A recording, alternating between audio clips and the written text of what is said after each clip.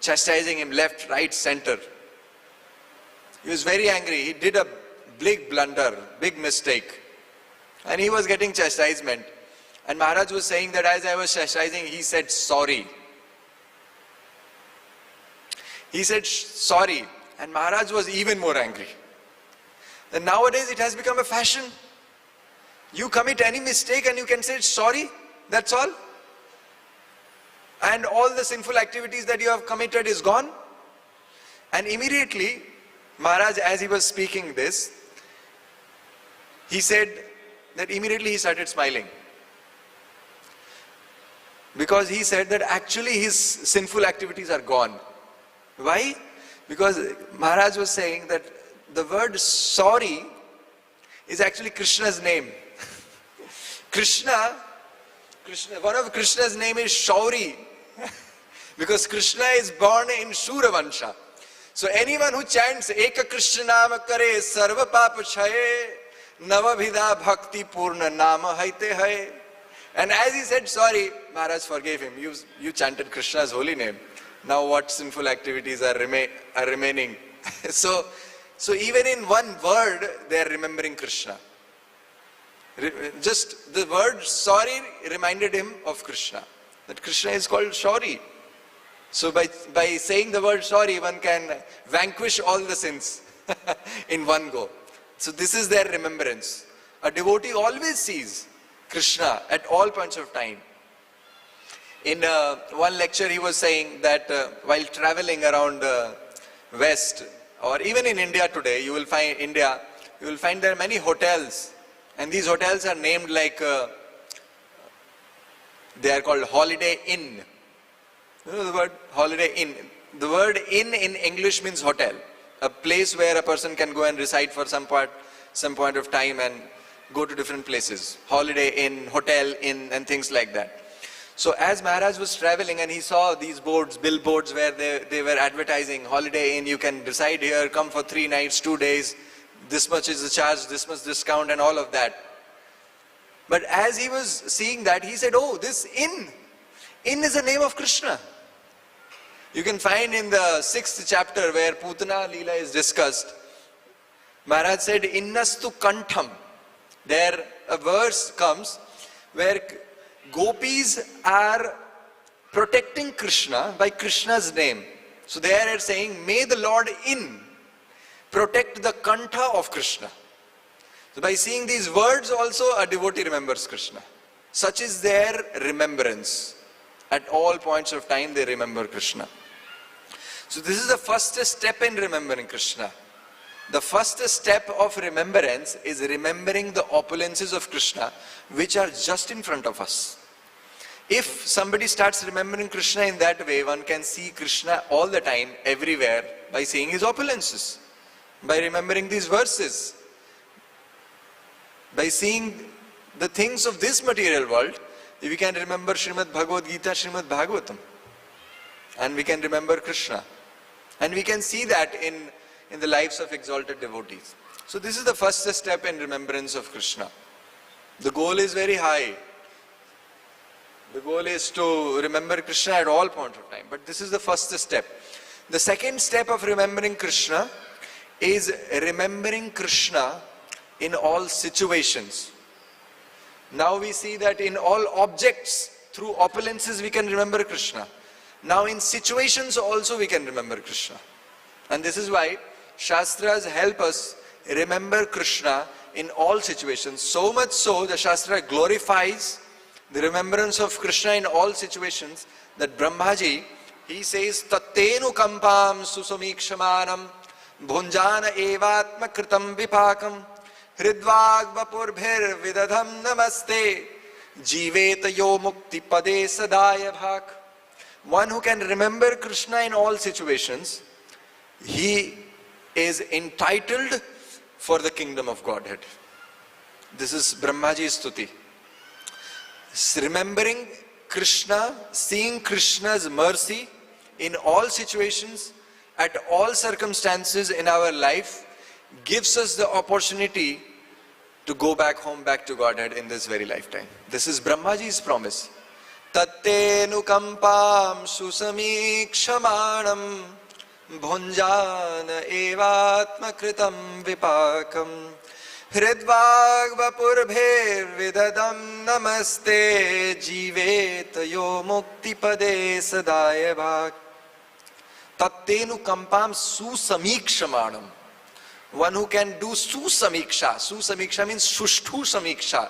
That means very diligently one can see, if one can see that all the situations that are happening in my life, what are they? That is tatte anukampa. That is mercy of Krishna. If something is good, if something good is happening to me, what is that? That is mercy of Krishna. If some problems or difficulties come in my life, what is that? That is also anukampa of Krishna. If somebody can see, very exalted state, even this. If somebody can see such a position, that all the circumstances that are coming in front of me, that are brought front, they are nothing but mercy of Krishna. Bhunjana evatma kritam vipakam. And all the unwanted things, undesirable things that are happening in my life is just kritam vipakam. They are just result of my past activities. A devotee does not blame Krishna for that. And therefore he sees the anukampa. He sees the mercy of Krishna in all such circumstances. Just like Prabhupada. In all circumstances he is seeing mercy of Krishna. Srila Prabhupada went to the West. He was on the ship, and the ship was reaching Boston, and as he looked at Boston, there were skyscraper buildings, there were people running around. All the environment was surcharged with the mode of passion and ignorance. And in such a situation, what is Prabhupada praying? Bado kripa kaile Krishna adha mera prati kilagi anile heta kono e bhagati. He says that kilagi anile heta, O Krishna, why you have brought me here to this place? Bado kripa kaile Krishna, you have done great, you are very merciful to this fallen soul. That you have, but I do not know why you have brought me here. You must have some plan for me. There also, Prabhupada is seeing that he has Srimad Bhagavatam in his hand. And he is saying that who will listen to this message of Srimad Bhagavatam? But oh Krishna, if you are merciful, you are sitting in their heart, and if you go and change their heart, the message of Srimad Bhagavatam will do a miracle. And that did a miracle.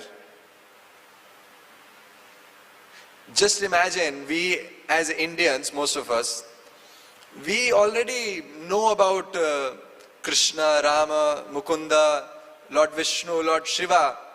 And Prabhupada in Boston city, where people were hippies, they did not know even nothing about Krishna. They did not even, never heard of the word Krishna. There Prabhupada was teaching Srimad Bhagavatam. And you will find that Prabhupada in 1968, 1966, there are lectures on 6th canto of Srimad Bhagavatam. There are lectures on Chaitanya Charitamrita. And Prabhupada is discussing Panchatattva. Why? Because he had faith that Krishna has brought me here. This situation is created by the Lord himself. And therefore he also, in the second stanza, he prays, Ache kichu karya tab ei anumane nahe keno ani bena eba ugrasthane. You must have some purpose, Krishna, that you have brought me here. Ache kichu karya tab ei anumane. I am guessing you must have some purpose. Now, you will say that Prabhupada did all the efforts. He went to Sumati there. He went to go and purchase the ticket, get the ticket to go back to US. He was doing so much effort. Where is Krishna here? But Prabhupada was seeing that all my activities are meant to please Krishna. My Guru Maharaj has given me the order to go to the West. So all the situations are actually the desire of Krishna, his mercy. Therefore, there must be some plan that Krishna has brought me here. That's why you have brought me here. Therefore he prays. So in life of such pure exalted devotees, we can see that they see Krishna in all situations. One time one of the personal servant of Srila Jayapataka Swami Maharaj, he was telling me that one time a devotee came to Maharaj and he started crying. Then, Maharaj, what is this situation? Why your health is going down? Why Krishna brought you in this situation where your body is completely paralyzed and you have to go through such pain? Srila Jayapataka Maharaj says, in great humility, he said that actually Krishna is very merciful. He protected me. If I was healthy, maybe some desire for sense gratification would have crossed my mind. Now that is obviously not the case. But such humility and seeing Krishna's hand in such situations, that is the greatness of such devotees. One time in Juhu, one devotee was telling me that one time in Juhu, one devotee, very similar case, a devotee came to Srila Guru Maharaj and he started saying that, Maharaj, you have been speaking Bhagavatam all your life. You have surrendered your heart to Krishna. All your life you have did service to Krishna, and this is what Krishna has to do? Krishna has brought you to this situation, to this condition, your health is down, your body is paralyzed.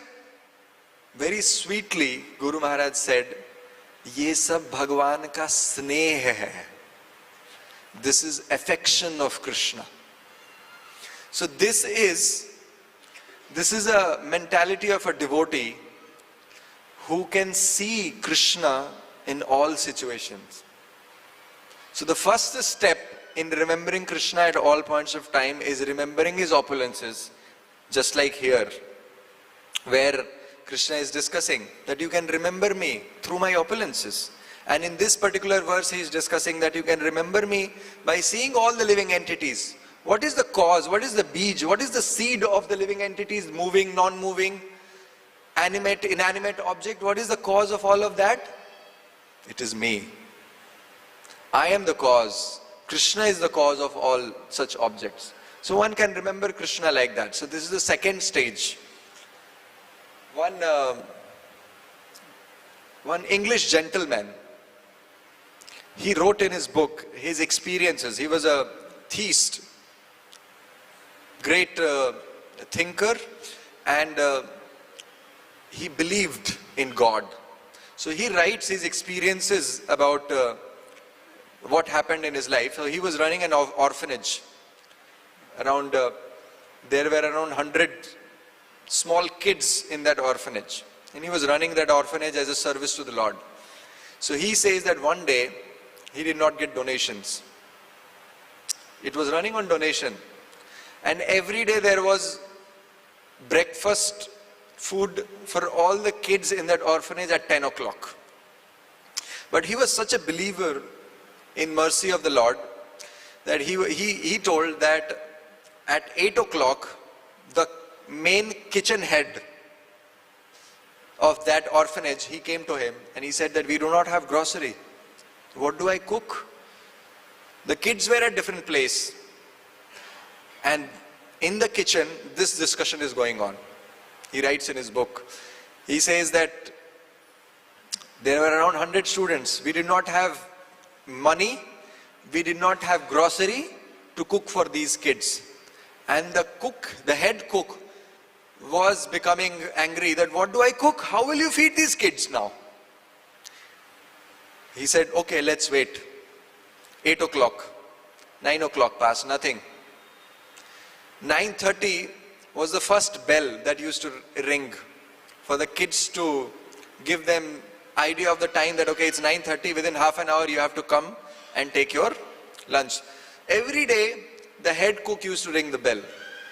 He comes and he asks, what do I do now? Should I ring the bell? How are you going to feed these kids? He said, ring the bell. Ring the bell. This guy is getting frustrated. I don't know, these boys will come, what will you answer? And you will not have to answer, they will come and look at my face. Where is the food? These are small kids. They are orphans. So he rang the bell. 9:45, there was the second bell. He said, what should I do now? 9:45, he said, ring the bell. He rang the bell. 9:55 was the last bell that used to ring, and all the boys by 10 o'clock would gather and sit, and they would do prayers to God, and they will sit for their food that day. 9:55, in complete disgust and frustration, this head cook comes to this person and he says, "What do I do now?" He said, "Ring the bell." He rang the bell and he did not know what to do. The boys started coming. They all sat down. They all did their prayers. And interestingly, a van arrived. A van arrived with all kinds of foodstuffs for all these 100 kids. And they said that there was a program nearby and we got too much of food there. Nobody ate and a lot of food is remaining. Therefore, we brought this food to you. You can feed your orphans. That is how even a person who is believing in God, who is believing in Krishna, Krishna intervenes in his life. Krishna intervenes. He can see the mercy of Krishna coming through. So we all in our lives, actually we can see this mercy. In all our lives we will go through some or other situation in some point of time in our life. One devotee was telling me that there were some situations in my life where I saw that this is not going to take place. This is not going to happen. In no case this is going to happen, and it happened. Impossible can become possible. Kartum akartum anyatha kartum sarva samarth. This is the definition of Bhagavan. He can do anything. So therefore we can see that Krishna has intervened in our lives too, in many ways. Be it birth, giving us birth in a family where we can get devotional credits from the beginning, or be it giving association of exalted devotees in our devotional service, bringing us to Sri Vrindavan Dham. This is all the hand of Krishna. And a devotee can remember Krishna by seeing his hand in all such situation. This is the second stage. Now the time is up, so I will just take 5 more minutes to conclude. This is the second stage where he can see Krishna's hand in every situation. Prahlad Maharaj was put to test. He was put in fire. But what was that fire to Prahlad Maharaj? Prahlad Maharaj was seeing that fire, Krishna. Krishna is coming as fire. So therefore nothing happened to Prahlad Maharaj. So this is the second stage where we can see Krishna in all such situations. The third stage of Krishna is constantly seeing Krishna. Krishna's name, form, qualities and pastime. Tannam rupa charitadi sukirtanano smrityo kramena rasana manashi niyojya. That kind of remembrance comes when we cross these stages.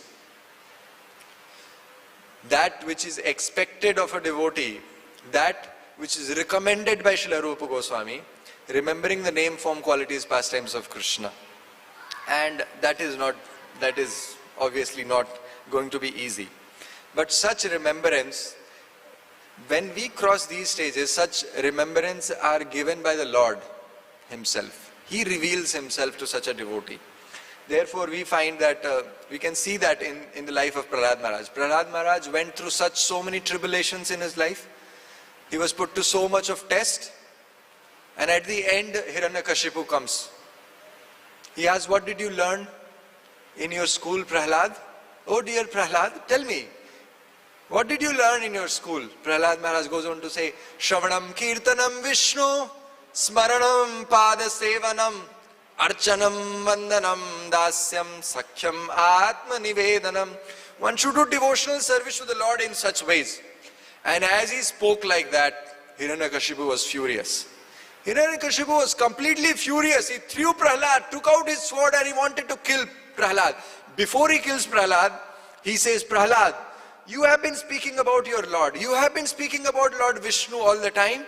Tell me, where is your Vishnu? Tell me, where is your Vishnu?" And at that point of time, the Lord appeared. Srila Vishwanath Chakravarti Thakur says that the Lord at that moment appeared in the pillar where Prahlad Maharaj was standing. And as Hiranyakashipu was asking this question, tell me where is Vishnu, tell me where is your Lord, let's see how he protects you. And Prahlad Maharaj was looking at the pillar. Because Prahlad Maharaj was constantly seeing the Shyama Sundara form of the Lord. That form of the Lord, which is Shyama Sundara, Madana Mohana, Padma Dalayataksha, Pita Kausheya Vasha, that form of the Lord, that beautiful form of the Lord, Shri Vatsankinta Vakshasthala, that form of the Lord was directly seen by Prahlad Maharaj in the pillar. So that was the remembrance of Prahlad Maharaj, where he could actually see Santa Sradaiva Hirdayeshu Vilokayanti Yam Shyama Sundaram Achinta Guna Swarupam. But that remembrance is a very high, very exalted state of remembrance of Krishna. And that was achieved by Prahlad. And as Prahlad saw that form, Hiranyakashipu went ahead and broke that pillar. And who came out? Shri Narsingadev Bhagwan ki jai. So our acharyas say that Prahlad Maharaj could see the form of the Lord in the pillar. And what was that form? That form was Shyama Sundara Pita Kausheya Vasha Shri Vatsankita Vakshasthala Kaustuba Mukta Kandara Manda Hasavadana. That form of the Lord. That is the form of the Lord which Prahlad Maharaj was seeing in that pillar. And Krishna appeared for Prahlad. So such remembrance, constant remembrance, by remembering his opulences, just like the discussion that is there in this chapter, by remembering Krishna in all situations, then a devotee can come to the stage where he can remember Krishna and see Krishna directly, the Syama Sundara form of the Lord, constantly in the heart.